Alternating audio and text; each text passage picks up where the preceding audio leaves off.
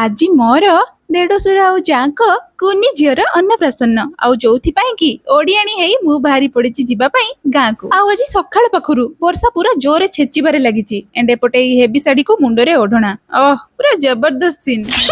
And ଗୋଟେ pure ସତ କଥା କହିବି, ଯେହେତୁ ଆଜି ମୁଁ ବଡ ବାପା ବଡ ମାଙ୍କ ଘରକୁ ପ୍ରଥମ ଥର କରି ଆସିଛି, ଆଜି ମୁଁ ଭାରି ଖୁସି। ତ ପହଞ୍ଚି ଯିବା ପରେ ମୁଣ୍ଡିଆ ମାରିବା ଆଉ ଆଶୀର୍ବାଦ ନବାର ପ୍ରଥାଟା ଷ୍ଟାର୍ଟ ହେଇଥିଲା। ଆଉ ଏଇ ଦୁଇ ଜଣ ହଉଛନ୍ତି ମୋର ସୁନ୍ଦରୀ ବଡ ଯା।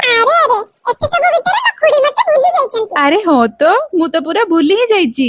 ଇଏ ହଉଛନ୍ତି ଆମର ସେଣ୍ଟର ଅଫ ଆଟ୍ରାକ୍ସନ, ମାନେ ଆମ କୁନି ଶ୍ରୀ, ଯାହାଙ୍କର ଆଜି ଅନ୍ନପ୍ରାଶନ। ଆମ ଗେଲି ଶ୍ରୀ ପାଇଁ ମାମା ନେଇଥିଲେ ରୂପାର 2ଟା ଚୁଡି, ଆଉ ଖୁଡି ନେଇଥିଲେ ଏଇ କ୍ୟୁଟ ଗୁଲୁମୁଲୁ ଡ୍ରେସଟି। ଏଣ୍ଡ ଆମ ଶ୍ରୀ ମାମା ଏଇ କ୍ୟୁଟ ଡ୍ରେସରେ କେମିତି ଲାଗୁଛନ୍ତି କମେଣ୍ଟ କରିବା ସହିତ ଆଜି ଭଳି ଦିନରେ ତାଙ୍କୁ ଆଶୀର୍ବାଦ କରନ୍ତୁ। ତ କିଛି ସମୟ କଥାବାର୍ତ୍ତା ହେଲା ପରେ ମୋ ନାନୀ ମାନେ ତଳକୁ ଆଣିଥିଲେ ମତେ ଜଳଖିଆ କରିବା ପାଇଁ। ତ ଖାଇସାରି ଉପରକୁ ଯାଇ ଦେଖେ ତ ଏଇ ଆମ କୁନି ଶ୍ରୀ ମାମା ଆଉ ଥରେ ନୂଆ ଡ୍ରେସ ଚେଞ୍ଜ କରିଦେଇଛନ୍ତି। ଆରେ ଆଜି ହିଁ ଦିନଟା, ଛୁଆ ମାନେ 10-15ଟା ଏକା ଦିନରେ ପିନ୍ଧିବେ। ତ ଆମ ଶ୍ରୀ ମାମା ସାଙ୍ଗରେ ଟିକେ ଝୁଲୁଝୁଲୁ ହେବା ପରେ ମୁଁ ଆସିଥିଲି ଆମ ସାନ ନାନୀଙ୍କ ପାଖକୁ। ଆଉ ହଁ, ଆମର ଆଉ ଗୋଟେ କୁନି ବେବି ଜଲ୍ଦି ଆସିବାକୁ ଯାଉଛି।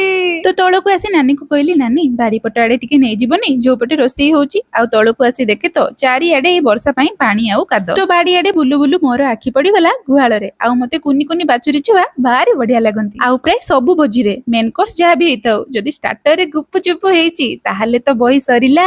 ତ ଏଇଠି ଆମର ଶାଶୁ ବୋହୂ ଆଉ ଯା ମାନଙ୍କ ଯୋଡି ସାଙ୍ଗରେ ମିଶିକି ଗୁପଚୁପ ଧୁମ ଖାଇଲୁ। ତ ସମସ୍ତେ ଖାଇସାରିବା ପରେ ଆମେ ଯାଇଥିଲୁ ମେନ୍ କୋର୍ସ ଖାଇବା ପାଇଁ। ଆଉ ଏଇଠି ନୂଆ ବୋହୂ ଓଢଣା ତଳେ ପେଟେ ଭାତ ବାଡେଇବା ପ୍ଲାନରେ ଅଛନ୍ତି। ଆରେ ଖାଇବେ ଯଦି ଆସନ୍ତୁ। ଆଉ ଅତି ଗୋଟେ ଏତେ କରି ଡାକିଲି ଟିକେ ଆସିଲେନି। ହଉ ଠିକ ଅଛି, ଆମେ ଚାଲିଲୁ ଶାଶୁ ବୋହୂ ଘରକୁ। ଟାଟା ବାଇ ବାଇ ସାୟନାରା।